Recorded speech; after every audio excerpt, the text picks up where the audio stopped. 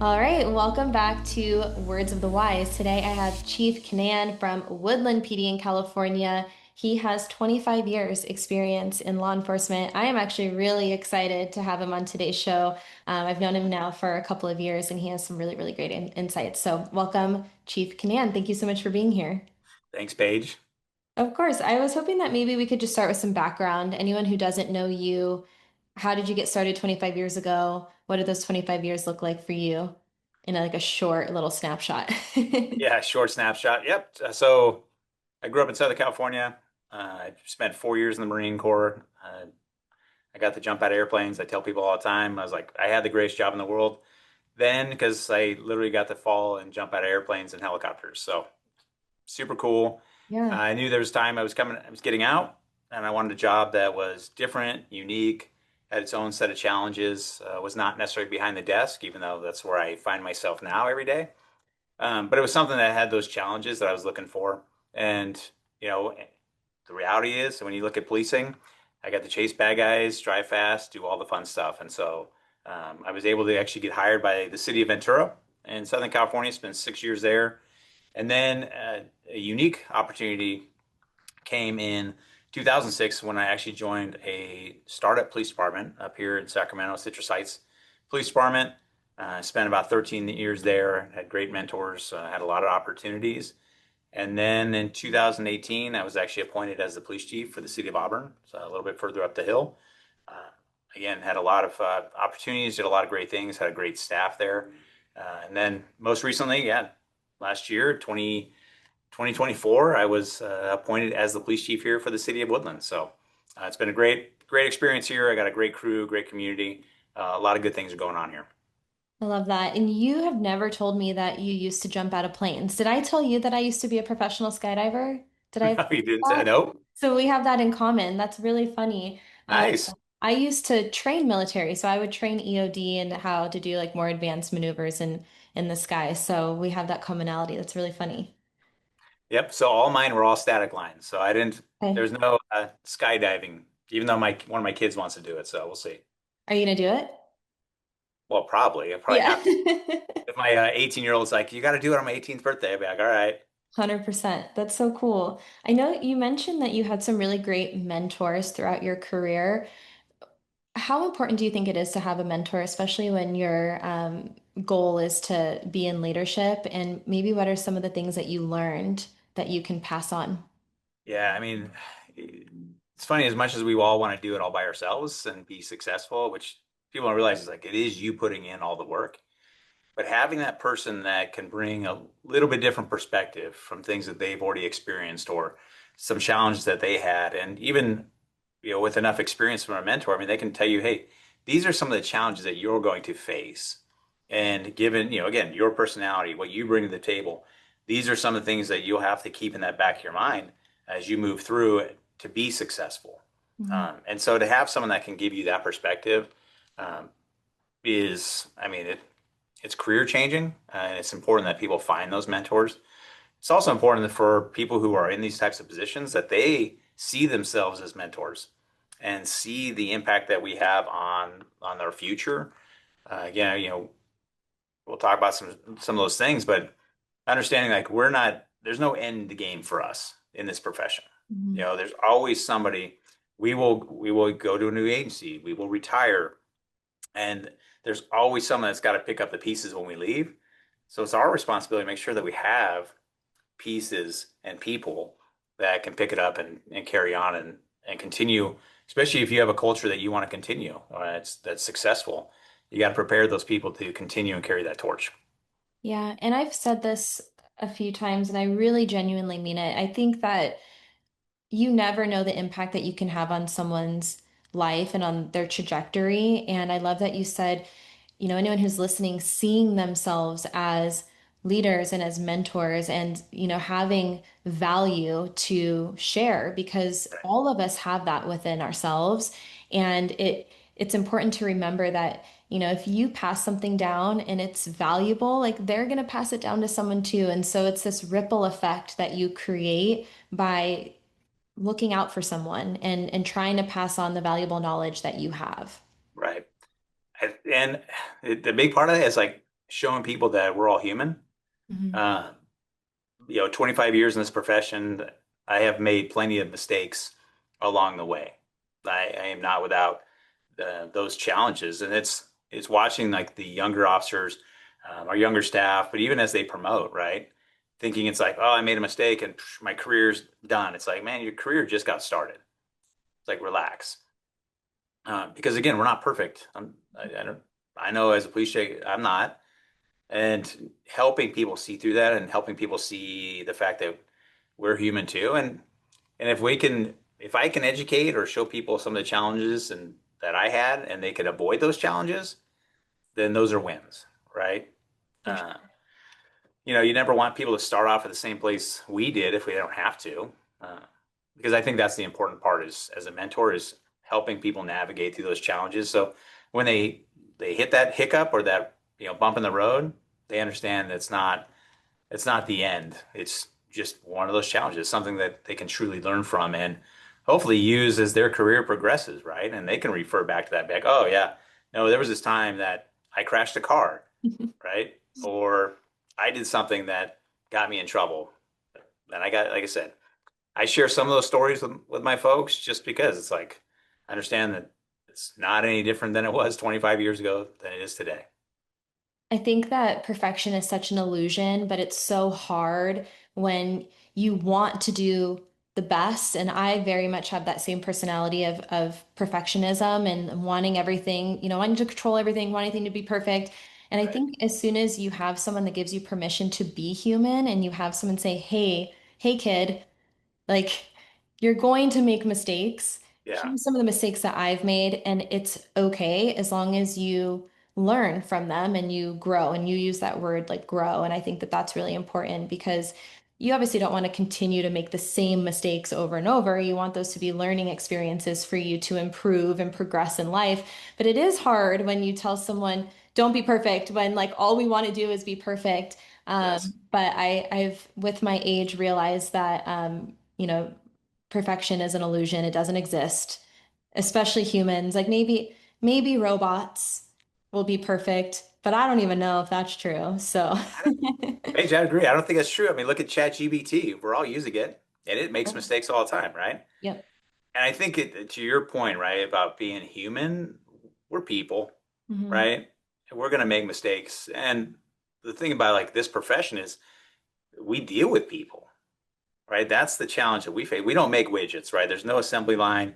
There's no, putting this, A tab to B slot and do those things together. It's like every call we go to, we're dealing with people, we're dealing with emotions, we're dealing with all these things that we have no control over. And, we're always trying to come up with a plan. We're always trying to do something to ease the chaos that we're about to deal with. But we deal with people. And then we're people dealing with people. So we bring our own set of challenges to that, right? And I think a big part of that is leadership is giving our people grace, right? I mean, I think that's a word I think is thrown out a lot, but grace. And I think for us in this profession, I mean, the community asked me, well, what can we do to support your officers and your staff? And my thing is kind of like give them grace sometimes. Yep. Like they're going to make mistakes, but they have to grow from that mistake, right? They can't keep making the same one and be like, okay, well, I made a mistake again. It's always got to be like, you made it. Why did you make it? Right? What were you thinking when you did that? And then saying, okay, cool. Here's some other ways that we probably should handle this, right? There's better ways of doing it. And I think if our people if are learning from it and we're giving them the grace to make those mistakes, same with our community, right? That's I think that's how we're going to help get our people through a long career in this profession, is understanding that because like we make mistakes all day long, like unless someone sees it, right? That's the only way that people know about it. Yeah. And I had someone else one time say that the only profession that everyone expects perfection is policing. And that one hit hard for me because it goes back to your point of like, letting your community understand that like there are people doing this job and people are going to make mistakes inherently. And I do think that there's this pressure from the community to be absolutely perfect. And there's no other profession in the world where we expect people to be perfect. And I think that to your point, giving people grace, but I also think I'm going to flip it a little bit. I think also leadership has to, well, I would say everyone, not just leadership, but if leadership is going to be giving people grace, you also have to give yourself grace. And I think sometimes that's really hard because I No, think it's hard. because we always want to help others, and I think that we're so good at that, and you guys are so good at helping everybody else. But I think also as leadership, knowing that it's okay for you to make mistakes sometimes too.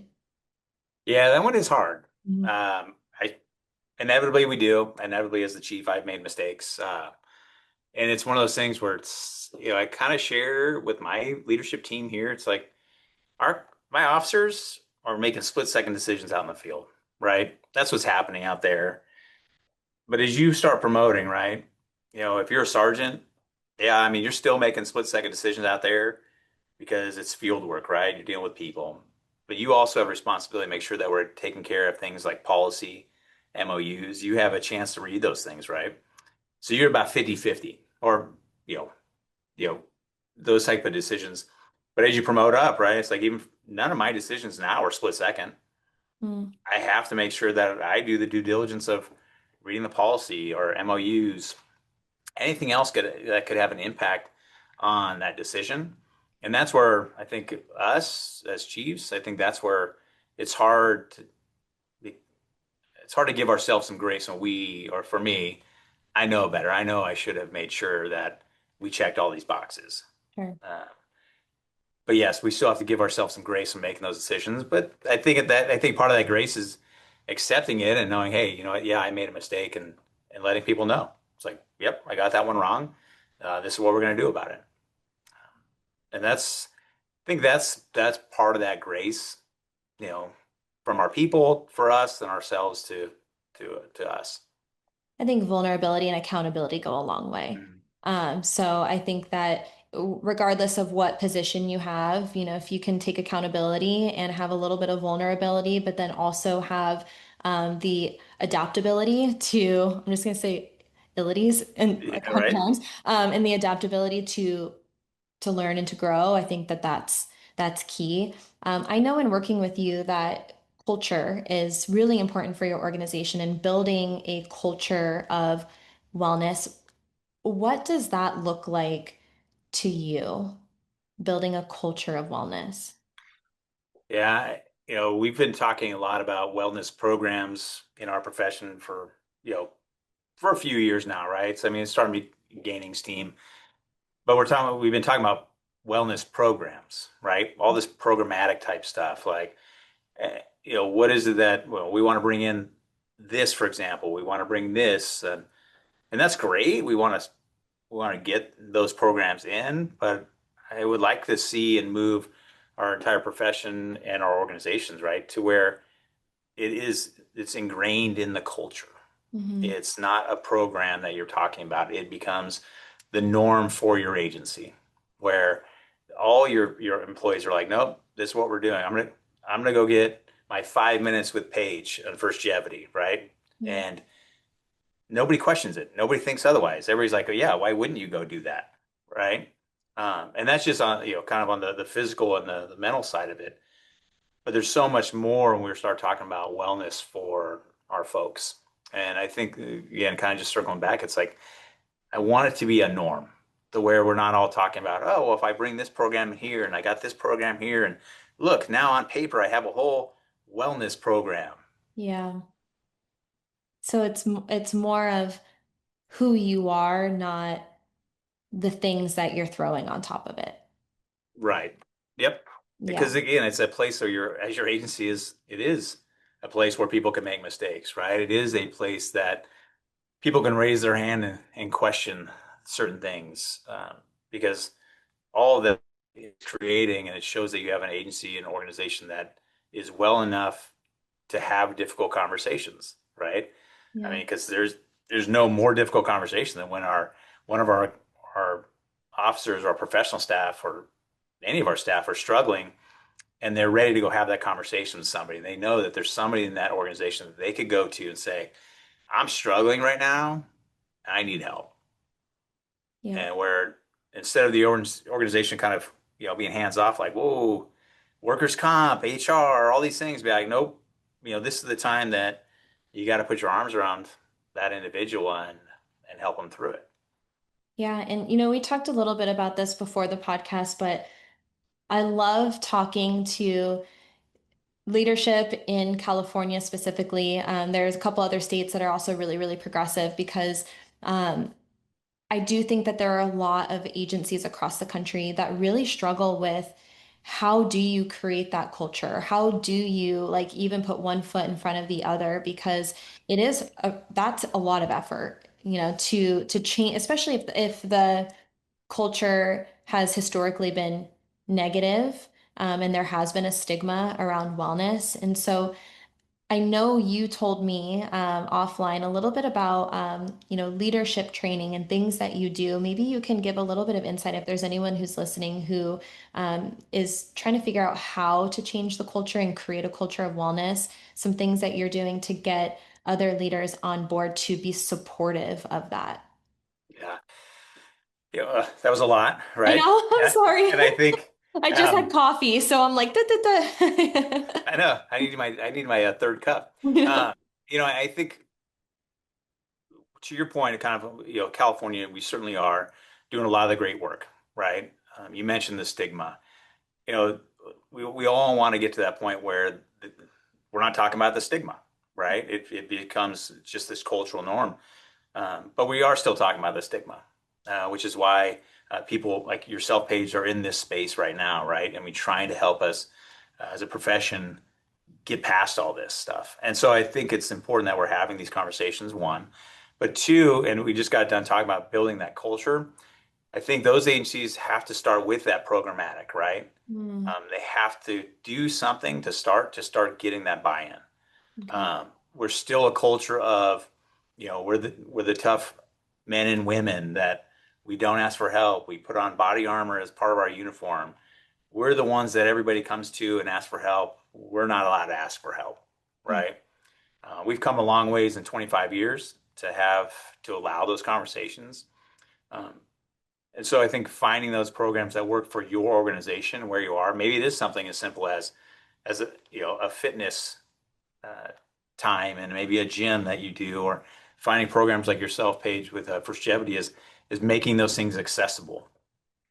In my previous agency, we brought in and we're looking at all these things and how do you even bring your community in on this wellness program for your police department, because the community has just as much buy-in as have for having healthy police officers and healthy professional staff, because we'll do a better job in the community.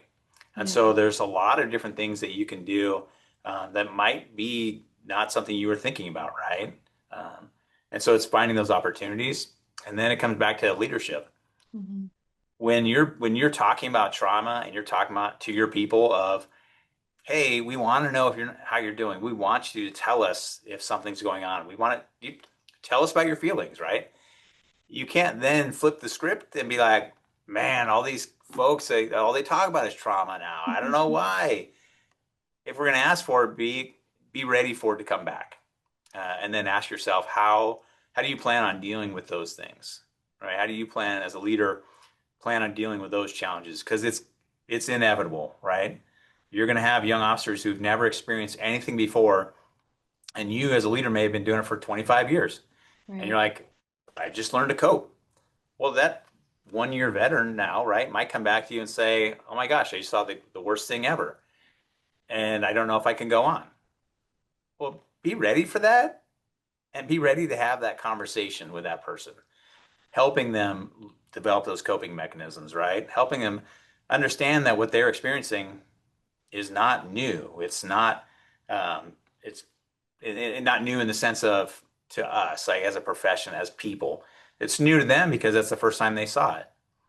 Right. And then help them get through that. I mean, from a like a critical incident, they talk about like people will experience 1 to 2 in their entire life, and police officers will experience thousands of them in their career. Mhm. And so, just helping people cope, and And I think, again, I go back to as a leader, you can't not expect to have those conversations if you're going to bring something like this to the table. Yeah, and I think it is an interesting dynamic right now because you do have a generation, and a lot of leadership right now comes from the generation of like, don't talk about it, shove it down, rub dirt on it, kid, keep going.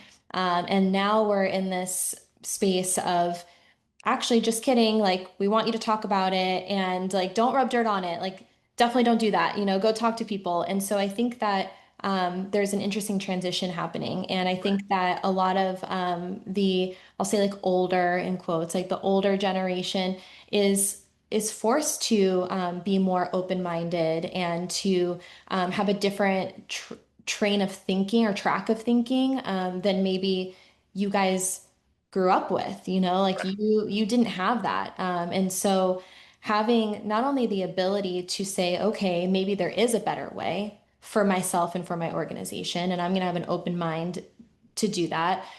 But then also, like you said, having that empathy for people who are younger, who are coming to you and saying, hey, this really impacted me.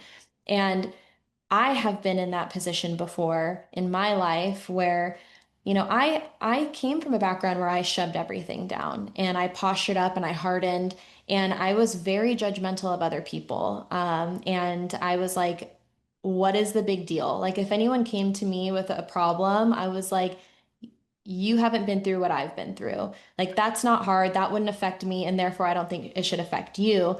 And so I think it is to your point of, just because it doesn't affect you, or maybe you came from an environment where, you had to shove it down and kind of harden and move on, doesn't invalidate someone else, especially if you're trying to encourage them to come to you and talk to you. So it is a really interesting dynamic Yeah. right now. I can see the challenge in that. It is. I think you describe it perfectly, right? That those two cross lines that are coming through. It's like creating a new culture of that, and those of us, that have been in this profession a while, that it's not how we grew up. Hmm. Uh, but I think given as much conversations as we're having, I think we all recognize those challenges. I don't blame anybody from the history. Yeah. I mean, none of those things. We kind of are those product of our environments, right? Yeah. Uh, and, and that's absolutely okay. But I think we have found that there are better ways to do it, and Yeah. I think there are better ways to get our people the services. Again, you go back to our number one killer. I mean, is suicide. Just the ones that we know of, right? Yeah. And so those challenges are still alive and well today as they were, yesteryear. I think it's important that if we're going to try to do something to impact that, it requires these conversations. It requires that difficult conversation with somebody and allowing them to, being to come forward and say, hey, I got something going on. I got some issues. How best can I deal with it? And I think that's just a reality that we have to recognize as leadership, that we're going to face that and we have to be okay with it. Yeah. And I know like you talk a lot about leadership and you do leadership training within your organization. And how much do you think leadership influences mental health and stigma? Do you think that they have a lot of weight in those areas? Yeah, a lot of weight. I mean, obviously, right? I've shared it was kind of there's that, meme or whatever it is now, right? But it just talks about leadership has more impact on someone's health and wellness than their own doctors do. Well, Um, if a person is just doing the bare minimum and they're seeing their doctor once a year for the checkup, all those things, that's all they're seeing their doctor. They're seeing the leadership team, they're seeing their boss for 2,080 hours a year at least. yeah, And so understanding the impact that we have on our people, if we make coming to work miserable, it literally is killing our people. And that's the type of stuff that we as supervisors, as leadership team members and everything else have to recognize, that that's the stuff that we have to address. That's well within our control. Uh, because and I think that's, like I said, kind of going back to that is just the impact that we have. If we're not role modeling the way, right? If we're saying one thing, but our actions are completely opposite. If we're saying, yes, guys, I care about you. I want you to all be happy and I want morale to be through the roof, but we're not doing the things that we should be doing as leaders, Yeah, then nobody's going to buy into it, right? right. They're going to be like, what does it matter? The chief actually doesn't care. He's going to go sit in his corner office. He's got his windows, and what does it matter? And so I think it's making sure that we're taking care of our people at all steps, in their career and all the different aspects that we can do that with, and certainly communicating what we want to accomplish. Yeah. I really appreciate that approach of like, hey, like our people are going to know if we're not actually caring about these things and we're just like checking boxes and it's never going to help anybody. And I think if you can look at what is the goal? Like, is the goal to actually help people? Is the goal to actually create longevity within your team and your organization? Then there has to be that action. It can't just be like, oh, like we have all these great things, or like, oh, we say this, but there's no real substance behind it. I call it like the cotton candy effect, like looks great, looks pretty, but then like you go to like bite into it and there's nothing there. Yeah. Just dissipates. Yeah. And I mean, I think that that's one of those things certainly can happen, and certain agencies can have that challenge, right? Mhm. That everything looks good on the outside, but you crack it open and all of a sudden you're like, it's just hollow. Yeah. There's no substance to it. Yeah, I would love if you could maybe give some insights into. I know we talked about building the culture, and then you had given the advice for agencies who are trying to get the momentum and try to build that up to have programming or some things that they can implement to get the ball rolling. Maybe if you can highlight some of the things that you guys are doing. Obviously, we partner, we've said that before, but maybe some of the other things that you guys are doing that have been successful within your organization. Yeah. Well, I think one we mentioned earlier is like wherever you can start, right? I mean, your organization no doubt has people who are passionate about wellness, right? And finding people who are passionate about the different aspects of wellness. I mean, when people talk about wellness, the first thing they always go to is physical fitness, right? Wow, how fast can you run a mile? How much can you lift? I mean, just all those things, which is great. And no doubt, probably every agency, organization has someone who's passionate about that. But then start branching it out, right? Find those people who are passionate in those other things, like with yoga and the mindfulness. Yeah. And that's just one example. And those are, again, they're not expensive. They're things that you can do. I mean, and then I kind of go back to it's like reach out to your community, find those community partners that are willing and are in a position that they could probably help you start these types of programs. But then you look at across the board, like we haven't mentioned it yet, but like financial wellness for your officers. You know, are we going to get rich in this profession? Nope, we're not. Are the things that we can do to be better off when we get close to retirement, or all the things we do throughout our careers? Have that conversation and encourage those young new hires to put money in their 57s, right? To do those things, develop their retirement for the long term. Um, because if you don't, 25, 30 years later, you're going to regret it and you're going to be that guy. And I'm that guy that didn't do it, right? So I can assure you, if I was here, started this 25 years ago, you know, I would like to believe I would have started it, but it's having that conversation, especially for new hires, right? They're probably making more money than they've ever made before. Yep. And they're going to see this money. It's like, cool, you see it, put that money away and put it in a bank in the long term.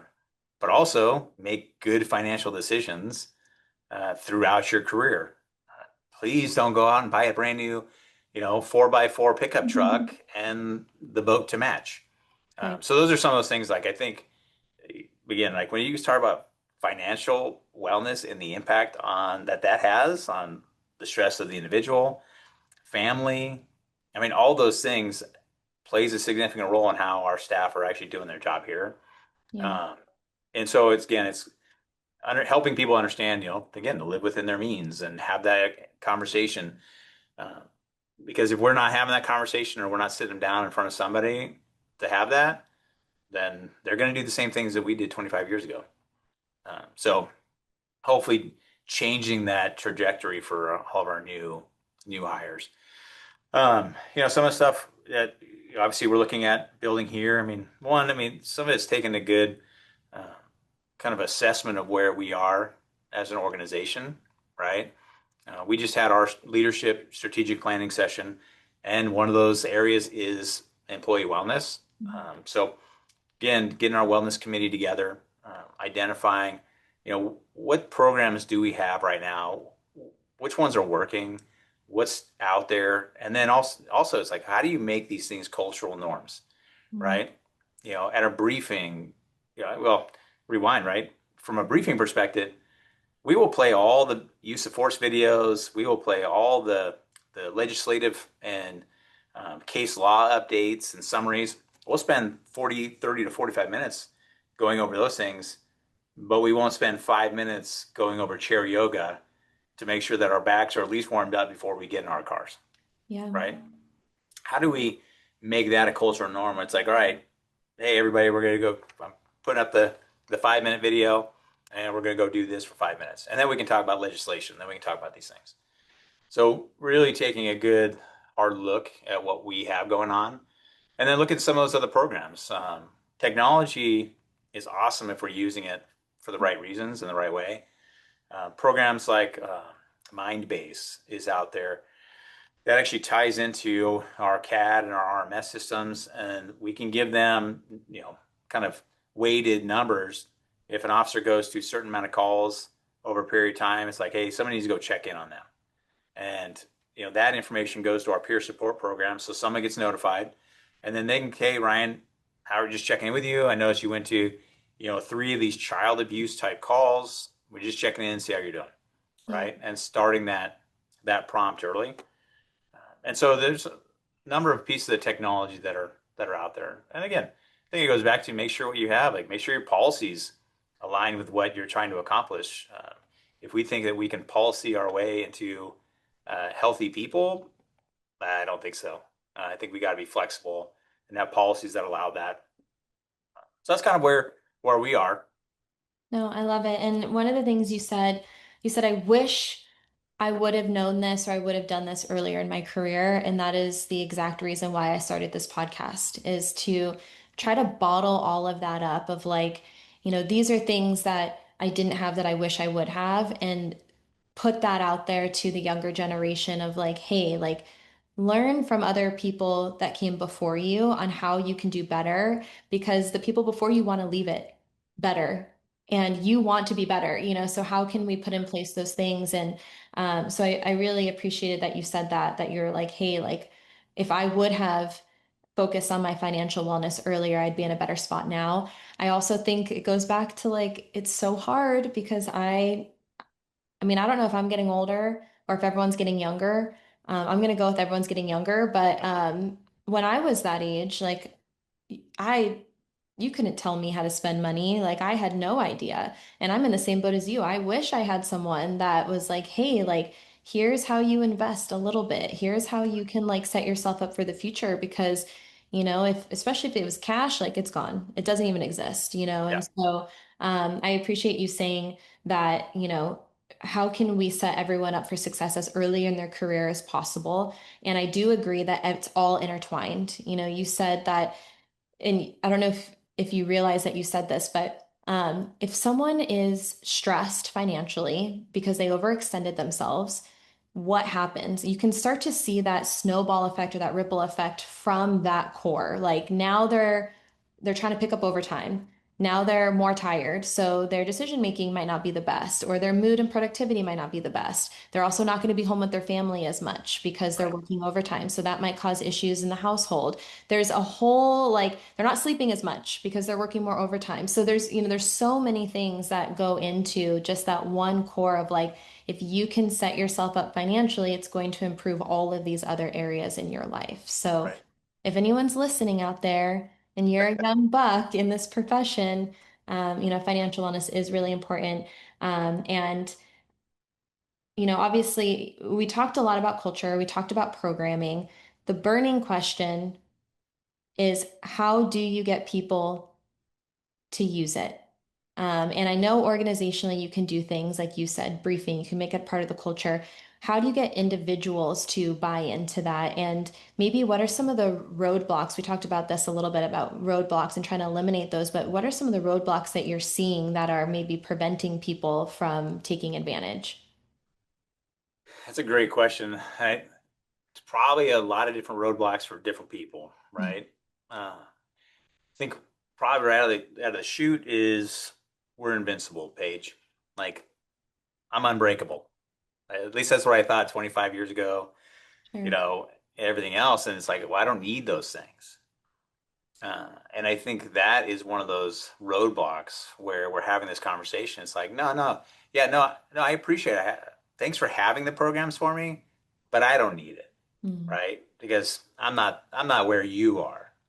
right. And it's really, it's helping them see this is not about like I need rehab now, right? I've been doing this 25 years and body wise and everything else is like, I need rehab. That's the only way. I want them to have the prehab Yeah. and I want them to learn all those things that they can do when they do, to prepare themselves for when it happens, right? And I mean, we just got done talking about financial. I want them to know and be in a position where they position themselves well enough to where they can make those financial decisions, right? They're not living off of overtime. Then physically, I want them to have all the prehab to say, I'm going to do all this stuff I can for the time when I do get hurt, right? Or I have to do these things, maybe I get hurt less, Yep. and maybe my rehab is shorter. Um, Mentally, right? These are all the things you have to do to build your mental resilience. Because when the day comes and you see that 8-year old who got punched by their dad and both eye blood, both eyes are just bloodshot because blood vessels exploded in the kid's eyes, right? Or you see a kid get run over, or I mean, all those things. Mm, Build that mental resiliency, prehab, right? So when the day comes, you have to experience that. You're not impacted the same way, and maybe the rehab is short. And so those are all those things that how do we get them to use it and to do it? I don't know. I don't have that answer either. But this is why I think we're all having these conversations. How do I help them survive a career? How do I help them ensure that their families survive their career? We talk about, you know, mentioned early on jumping out of airplanes, right? I swear I had the greatest job, right? And 25 years, I became a cop and I was like, oh, no, I'm wrong. This is the greatest job. mm. This is the greatest profession out there. There is nothing out there that compares to what we do. And I want people to come to this profession with that drive, that desire, uh, because it is the greatest profession. The things we get to do. But how do you survive this longer, right? How do you come out on the other end without all the same issues that you know that they're saying we have? How do you get to enjoy all those things throughout your career? Um, and so I think a goal again for me is always like, hey, how do we prehab all of our people? How do we prehab? Because the day's coming, they're all going to get hurt. Somehow, something, they're going to make a decision. Somebody else is going to make a decision. We're going to respond to somebody, and they're going to get hurt one way or the other. So how do I make sure that they have all those things in place so when the day comes, they don't need the rehab the same way we've needed the rehab? I love that. That's a mic drop for me, honestly. The prehab and I think that the way you positioned that was really inspiring and it made it sound doable. I think a lot of times when we talk about stuff, it feels so like overwhelming or when we're like, we got to be proactive. But if you can say prehab and get in front of these things so that when it does happen, because it will, that you're better prepared and equipped on the front end, but then we also got you on the back end. Right, Like we also have all the resources and things that you need on both ends of things. But when it happens, we got you. And then before it happens, we got you, right. but like, how can we front load it a little bit more so that the back end isn't as detrimental? So I really, really appreciate that. And And I also think that, you're saying how can you get them to survive the job and they come in so excited? I also think that like how can you try to maintain that excitement?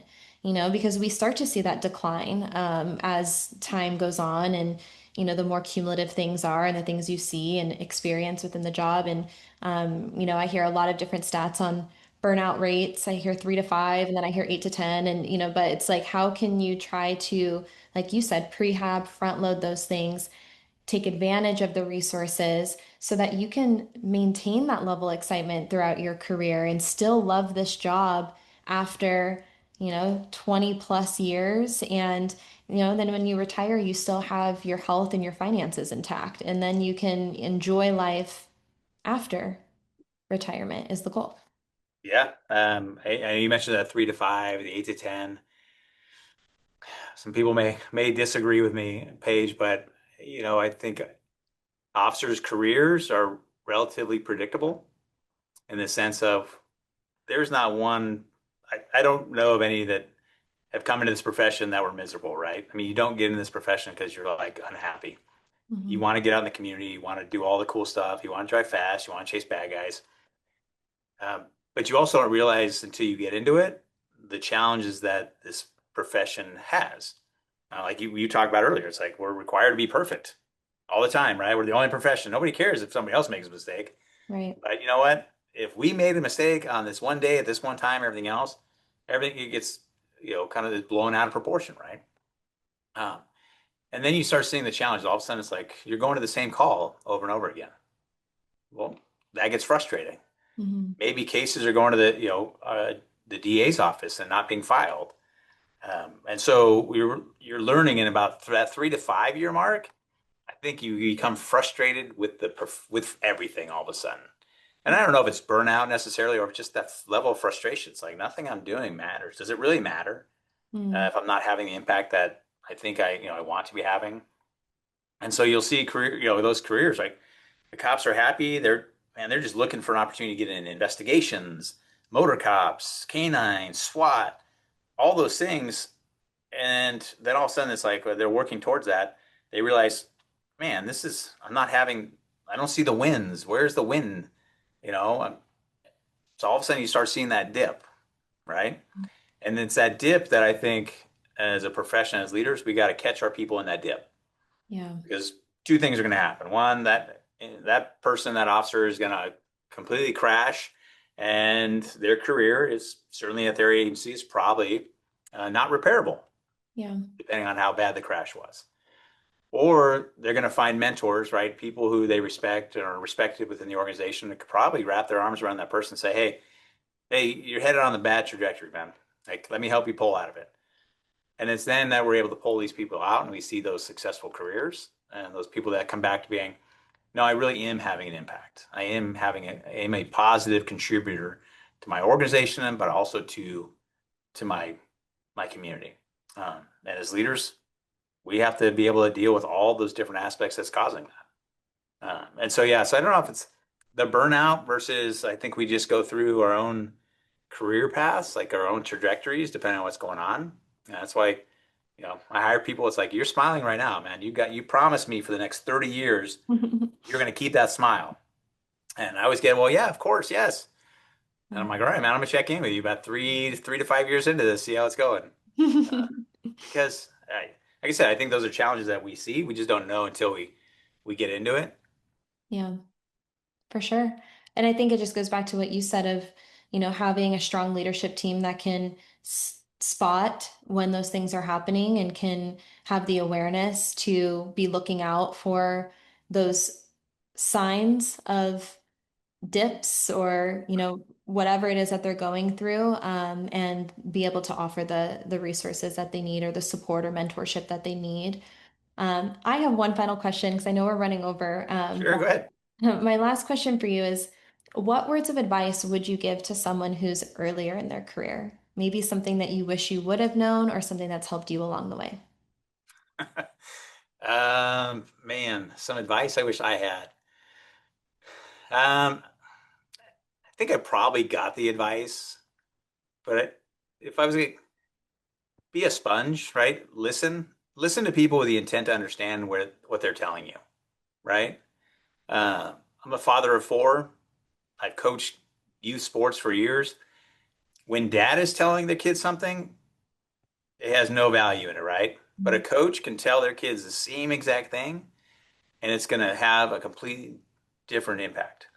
And so, if you on the receiving end of getting that information, whether you think it's from your dad or you think it's from a coach, like take that information for what it is, right? I mean, certainly listen to it and try to understand why you're being told that at that moment in your own career. Because I think that's important. We hear stuff all the time. We try to tell our people things, but it's like, who am I? I'm a 25-year veteran. I'm the chief.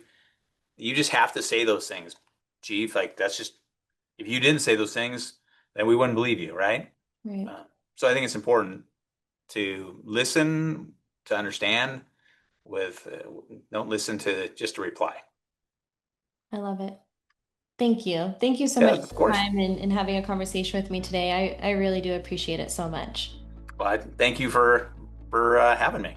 Of course. We'll stay in touch, obviously. Yes, yes, yes, we will I'll talk to you for soon. Thank sure. you so much.